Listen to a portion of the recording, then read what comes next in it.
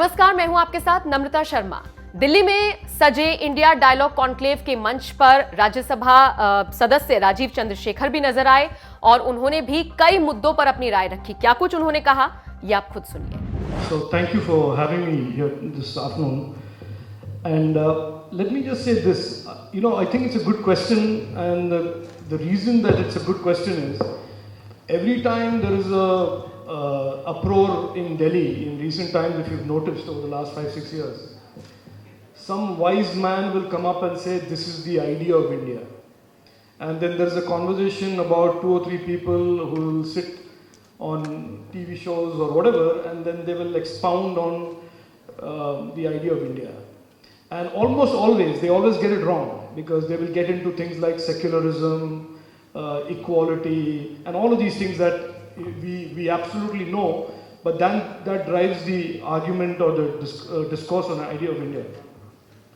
For me, Bharat, and I think to most of us, if you just step back and understand this, is a civilizational nation. We have a long, tremendously deep history of culture, of being around on this planet than most other nations in the world, number one. Number two, we are a democracy, a constitutional democracy, a democracy where every man, woman and child is guaranteed equal rights. We have the rule of law, and effectively, in a lot of ways, marrying the past and the civilizational aspect of our nation and the contemporary vision of what this India should be in the modern group of nations summarizes what Bharat is. Bharat is a country that has to be proud of its past and has many reasons to be proud of its past. And Bharat is a country which can be and should have been a beacon to almost every nation striving to be the perfect democracy. Now that is what my view of Bharat is. Now where we are vis-a-vis that is a separate question, and I suspect you'll ask me that question and I'll wait for that before I answer. But in my opinion, there is no need for people in 2020, especially politicians, and I am a politician and therefore I say this, to start getting all of you to start discussing what is the idea of India. The idea of India was written many centuries ago. The modern version of that idea of India has been scripted in the years 1947 to 50, and nothing needs to change, nothing needs to be redefined. All of that is intact, must be intact, and is relevant for 2021 and 2050. So let me ask you now the following question. What is your vision? Because you talked about 2050. Prime Minister Narendra Modi also said the next 25 years are crucial. For all of us present here, the next 25 years are crucial because we are in certain stages of our own careers, of our own lives. But how many of us are actually thinking about 25 years of what I am going to do, what is it going to do for my country? So let me ask you that. Is this government, are you as a politician even bothered about 25 years where my country is going to be?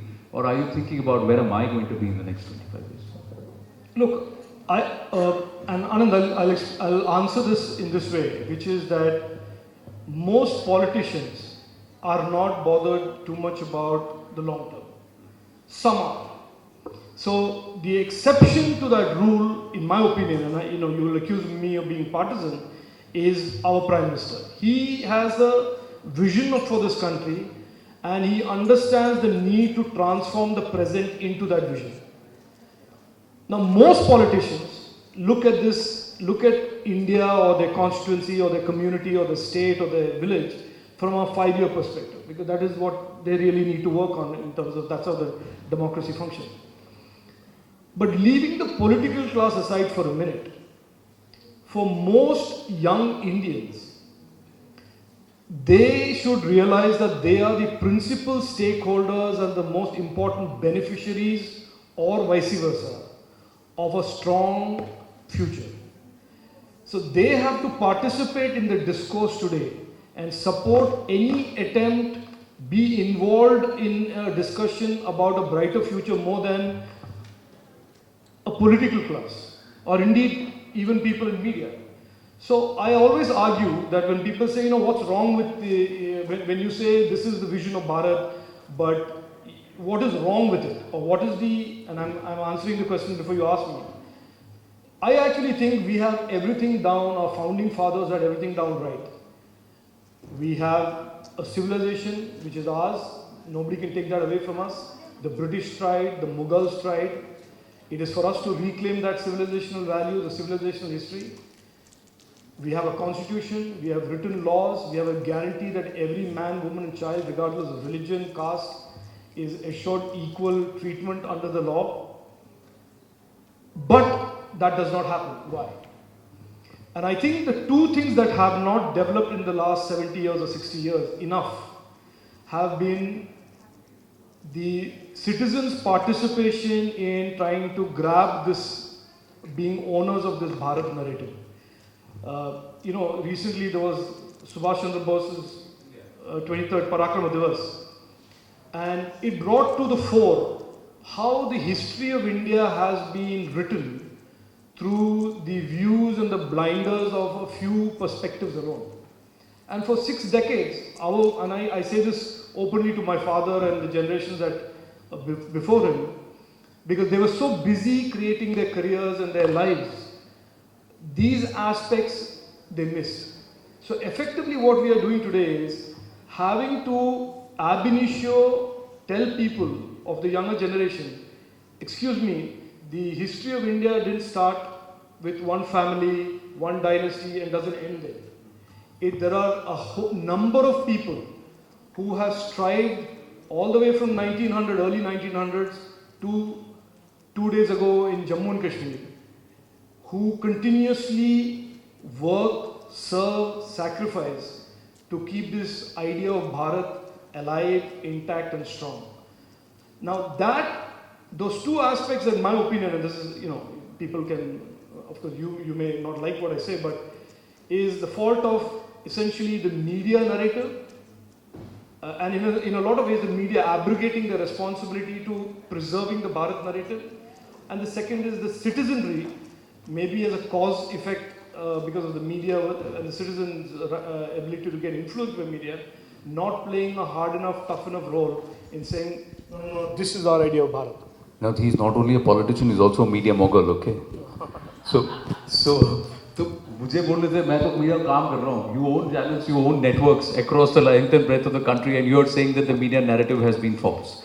But my question, Rajiv, is that चुन के आप जाते हैं, जब आप चुन के आप चले जाते हैं, फिर बोलते हैं पॉलिसी, पॉलिटिक्स, पार्लियामेंट, बिल्स, आपने हमको वोट दिया, हमको डिसाइड करने दो. But when I come out and say what is my idea, who's thinking about my country, you are turning around and saying आप सोचो. No, I agree. I think this is a legitimate point for you to raise. And my point is to awaken all of you to the reality that the political class is and the leaders are built on citizen support. And what the citizen wants, effectively almost always the political leadership will deliver. And the converse of it is also true, which is what the citizens don't want or don't ask for is conveniently given the go-by. So what I am saying today is, and I'm saying this not in the context necessarily of, saying you are to blame and I am not to blame, etc. I'm not doing that. I'm saying the increasing consciousness of India being Bharat and there being a need to articulate, discover, reaffirm Bharat, which has started in the last few years, did not happen just by accident. It happened because people are beginning to realize that what they have been force-fed for so many decades is not necessarily true. And with the proliferation of internet, with the proliferation of alternate voices, with the proliferation of discourses and discussions that are not intermediated by editors and other, historians or whatever, people are now free to discover what Bharat is truly about. And I think that is the momentum that you're seeing today. If 10 years ago you had started this conversation, you would have been seen as either a, rightist, you would have been called all kinds of things. वो तो आज भी हो रहा है. Yeah. So, exactly. So, I think there is a collective awakening up. People are beginning to question many things about why we are doing what we are doing. For example, I was just listening to the panel before me on this issue of the economy. Do you know that one of the things that we really have to redo, and the Prime Minister with Atmanirbhar Bharat is attempting to do it, is to really develop an Indian economic model, a Bharat economic model. We have imported everything in our economic thinking for the last 6 decades from the West. Whereas India is not the West. India is not the East. India has a very unique economic, commercial stack up that goes from villages all the way to economic centers like big cities. So, and we have never attempted to evolve an economic model that takes care of the small handicraft manufacturer in a small village in Bihar that is part of the real economy model. But we talk about this billionaire, that billionaire, and I'm not trashing billionaires. Billionaires are good as long as they make the billions honestly. But we have never attempted to go beyond the Western economic models of entrepreneurs at the high level, city economies, etc., etc. So I think, just to answer your question, to summarize, the waking up to there being a Bharat, and that Bharat idea is civilizational, it is political, it is economic, is happening, and those who want to stand in the way of that and try and derail it by calling it something that it is not will only be brushed aside. Because I'm asking you this, because a lot of us will not know, and my question is, why don't we know that in the Padmanabha Swami temple, the marvel of engineering is thus that every year when the summer solstice happens, the sun shines directly on the shrine at the Padmanabha Swami temple in a geometric angle which has been perfected over the last 2000 years. That's the engineering that we have. But how many of us know this? I went to Hampi. The old villages there still use the canal systems that were developed during the time of Krishnadevaraya and the Vijayanagara Empire, not the modern king.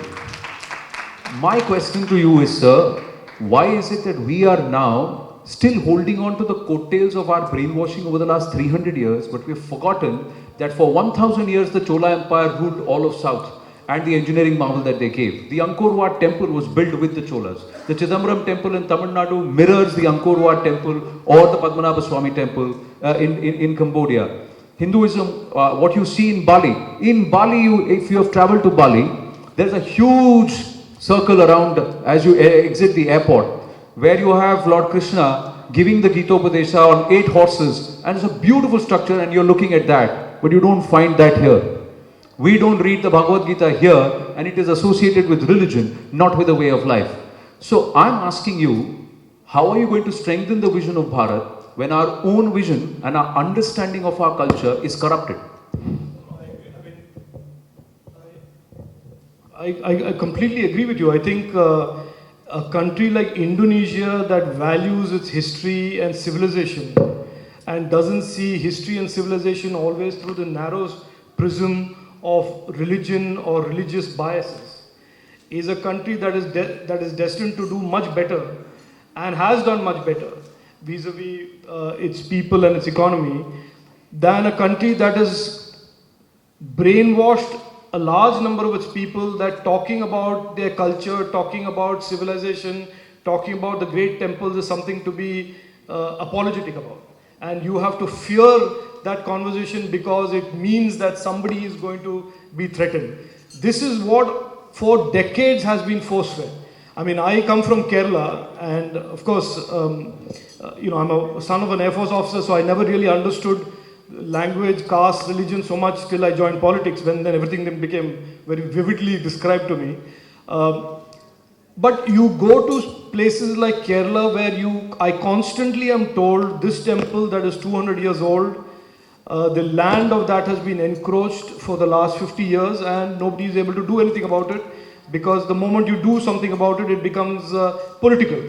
Now, these are questions that have to be asked, but I tend to say, instead of wasting time in figuring out why the last 60 years we spent in this wilderness about Bharat, I would rather celebrate the fact that we have discovered in recent years that there is a very powerful idea of Bharat, And this powerful idea of Bharat is uniting. This powerful idea of Bharat is the launch pad for what is true. And I don't mean this, look, I'm not a poet or I'm not somebody who gets into metaphors and allegory that simply. But I genuinely believe that India's, as an economic superpower, an economic power, our tryst with destiny, to use Jawaharlal Nehru's phrase that has been misused in many occasions, but to use that phrase, our tryst with greatness is around the corner. And it is going to be assured by the fact that more and more Indians will relate to this vision of Bharat.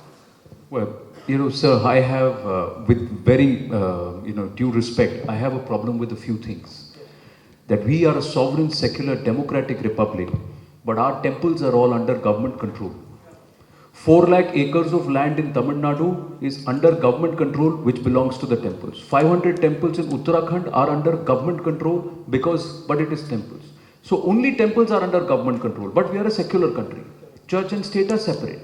So I have a problem with that because successive governments, irrespective of political parties, have their eyes only on temples. Andhra Pradesh, again, 5 lakh acres of government land, temple land, is still under the control of the government, under government control. But how many of these temples which are under government control are actually teaching Sanskrit, teaching Kuchipudi in Andhra Pradesh, teaching Bharatnatyam in Tamil Nadu, teaching the ancient culture, and how many of them are actually showcasing the engineering marvels that these temples are? The science behind the construction of these temples at those energy centers. How did these people figure out that these are energy centers which pull out the magnetic forces of the earth and channelize it into that particular idol which is there, which has been installed there? So all of this is not taught. So that is not my idea of Bharat. My idea of Bharat is not when a chief minister takes umbrage to a political party person shouting Jai Shri Ram at an event for Netaji Subhash Chandra Bose, but is silent when the Nishan of the Khalsa replaces the tricolor at Red Fort. That is not my idea of Bharat, sir. My idea of Bharat is not where I have to be apologetic about my beliefs, but I have to overtly respect somebody else's beliefs. My idea of Bharat is like that jug of milk which was brought and it was sent by the Raja, and the Parsis just mixed sugar in it and said that we will mix in it, we will amalgamate like the sugar in this, and the for the holy fire of the Zoroastrians is not in Persia or in Iran but in Udwada in Gujarat. That is my idea of Bharat. Islam came at the time of the Prophet on the 6th century AD in Trishur. In 6th century, when Islam was propounded by the Prophet, peace be upon him, he was the one, and his missionary was in Kerala. In Trishur, Islam landed. Christianity landed at the times of the first of the saints, and one of the first saints appointed by Christ himself was here in India. So this is our civilization. So I have a problem that Bharat and this Bharat, there is a difference, sir. No. So there's absolutely no way I'm disagreeing with you. I agree with you completely, and I think if you look at what was laid down on the constitution, these kind of inequities was never contemplated. If you look at the rule book, let's call it the rule book of Bharat, which is the Constitution of India, it doesn't provide for differential treatment between a temple and a church or a temple and a mosque. So I am making the point, Your Honor, that Bharat was there on 1947 and 1950. Between 50 and now, and few years ago, successive politicians at the altar of vote bank politics have distorted the idea of Bharat and made it something it is not supposed to be. You are absolutely right. Why should a communist chief minister in Kerala control the revenues and the upkeep and the future of temples when he doesn't bother to do that for churches and mosques? Sir, communism is atheist. No. So I'm making two separate points. Why are chief ministers of states where there are big temples, cash-rich temples, keen to make a beeline to manage the cash of the temple, but they don't want to talk about evangelists with large amounts of money, mosques with large amounts of money that are coming from abroad? It is because we have allowed them to do so. And I'm saying this very forcefully. We have permitted people to distort the constitution because we have remained silent too long. The rule book of Bharat, the constitution of India, does not permit anybody to play favorites amongst places of worship, of religions. Now, I will tell you why it has happened. Over the last many decades, some political classes, some dynasties have encouraged this concept of mobs, where you can hold everything then falls off when a group of people collect. The group of people could collect in the name of religion, the group of people could collect in the name of a caste, the group of people could collect in the name of some occupation. You are seeing this today, that when a country has laws, when a country has a constitution, on Republic Day, people will come into the heart of the capital of India, commit crimes, and then walk away believing nothing has happened. This is the game that has been foisted on Bharat by a successive group of politicians over the last many decades, which is that the rule book of Bharat, the constitution, the laws of the land don't matter if you belong to a certain denomination, you belong to a certain caste, or you belong to a certain other type of mob. So then I also have a problem with the current government and under the leadership of the Prime Minister. If you have a parliament which passed the laws, if you have a parliament that has ratified the laws, and you are the people who have been representing the larger number of the people who have given you that mandate, then why are you going back on those laws? Why are you wanting to stay the implementation? Why are you trying to say that, okay, you can buy a burnt stubble, you can pollute the air, but you will not be punished. You can have 20 acres, 100 acres of land, and you can earn in crores, but you will still want a subsidy as far as electricity is concerned. You will still don't want to pay taxes, whereas somebody who's earning 12 lakhs or 15 lakhs and has to pay taxes. Why is that happening? Why is it a government person in the previous panel is sitting here and saying that अगर आपको Connaught place में रेडा लगाना है तो आपको आज भी रिश्वत देनी पड़ेगी? Why is that person saying it? Why is it that the entrepreneur today is not thinking how can build my country, but they're thinking how can fill my coffers? No, so I think these are legitimate questions, and a lot of people are asking this, and I think we saw this even during CAA, and I went to a similar panel during the CAA so-called agitation. And I was in a panel with 4 people and I was outnumbered 3-1. And it was a fairly hostile audience because the audience had been pumped up. And every time I would put the facts in front of them, people would still say, no, but we have heard this, we have heard that. Look, I think, Anand, we are going through a phase of transition as a nation. If you ask the government to enforce the law and use force to enforce the law against its own citizens, no real compassionate government likes to do that. Now you have farmers there, you have people agitating CA. We all know in this room that the farmers have been incited to agitate. There is nothing in those farm bills that is not absolutely positive accretion of value to them and their future. But they have been incited. What have they been incited? By propaganda like आपका land लेके जाएंगे. CA में क्या हुआ था? आपका citizenship रद्द कर दिया जाएगा.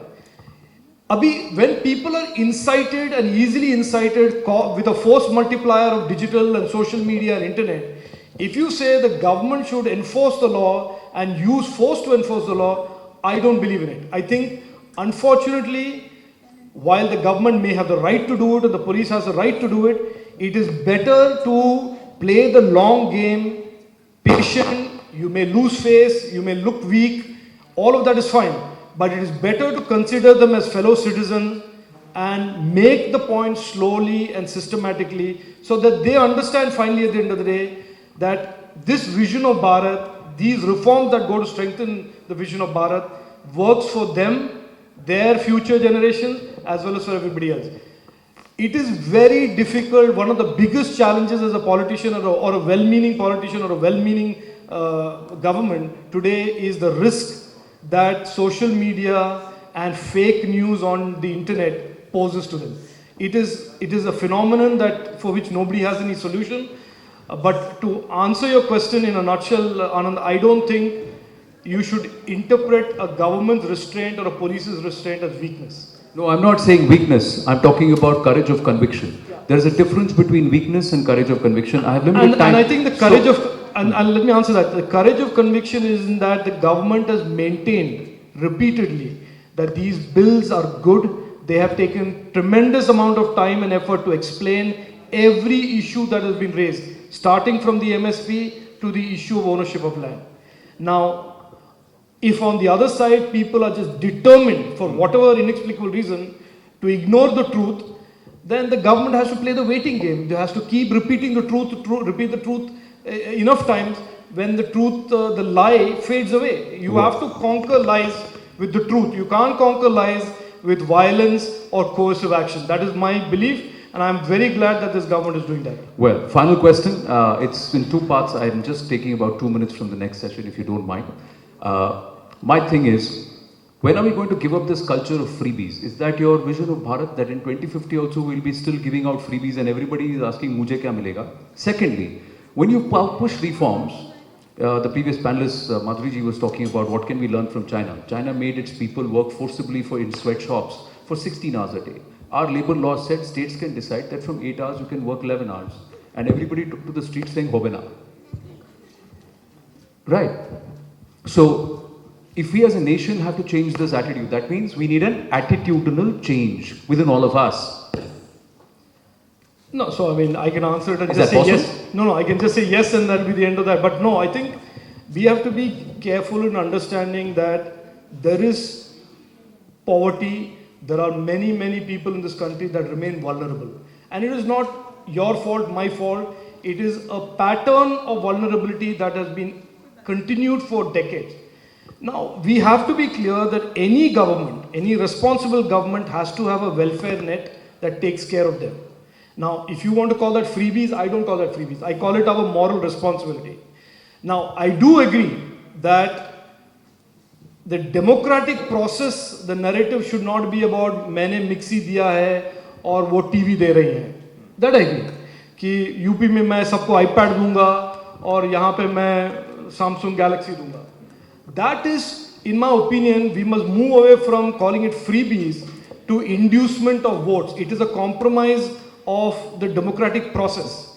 So the conversation about the welfare state needs to get separated from the conversation of inducements during the electoral process, which is fundamentally attacking an open, free and fair democracy, and in a lot of ways puts a premium on the gift rather than those who have governed well. No, how long before and Captain Amrinder Singh moves away from saying, "I'll waive off 90,000 crore of the farm loans of the farmer of Punjab" to "I will enable the farmer of Punjab such that they can repay these 90,000 crore," or a Stalin comes out and says, "I will waive off the farm loans if I come to power," rather than say, and turn around and say, "I will empower you in the next 5 years of my government in such a way that you will not only be able to repay the full amount, you will be in a position never to take loan again."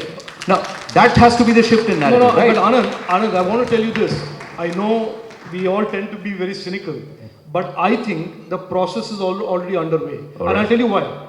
If you saw the last election, the narrative, the competing narratives were, we will give you good governance under Prime Minister Modi. The other person said, I'll give you Nyay and I'll give you this freebie and that freebie. You know where the other person ended up, and you know where Prime Minister Modi ended up. Thank you. Well, thank you, Rajiv Chandrasekhar. Thank you.